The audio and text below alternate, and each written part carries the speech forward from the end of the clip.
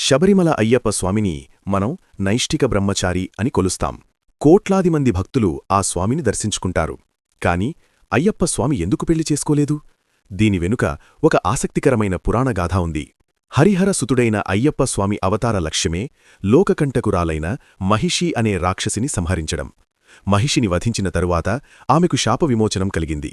ఆ రాక్షసి శరీరం నుండి ఒక దివ్యమైన అందమైన స్త్రీ బయటకు వచ్చింది. ఆమె పేరే లీల, మహిషి పూర్వజన్మ. తనకు మోక్షం ప్రసాదించిన అయ్యప్ప స్వామి తేజస్సును చూసి ఆమె ముగ్ధురాలైంది. స్వామిని వివాహం చేసుకోమని ప్రార్థించింది. కాని అయ్యప్ప స్వామి అప్పటికే ధర్మరక్షణ కోసం, తన భక్తుల కోసం నిత్య బ్రహ్మచారిగా ఉంటానని ప్రతిజ్ఞ చేశారు. అందుకే ఆయన ఆమె కోలికను సున్నితంగా తిరస్కరించారు. అయితే ఆమె భక్తిని మెచ్చిన స్వామి ఒక వరమిచ్చారు. ఏ సంవత్సరమైతే నా దర్శనం కోసం కన్నిస్వాములు అంటే మొదటిసారి మాలవేసి శబరిమలకు వచ్చే భక్తులు ఎవరూ రారో ఆనాడు నిన్ను వివాహం చేసుకుంటాను అని మాటిచ్చారు. కాని ప్రతి ఏడాది లక్షల కొద్దీ కొత్త భక్తులు అంటే కన్నిస్వాములు స్వామిని దర్శించుకుంటూనే ఉన్నారు. అందుకే ఆమె మాళికాపురత్తమ్మగా శబరిమల ఆలయం పక్కనే నిత్యం స్వామికోసం ఎదురుచూస్తూ కొలువై ఉంది. ఇది అయ్యప్ప స్వామి త్యాగానికి, మాళికాపురత్తమ్మ భక్తికి నిదర్శనం.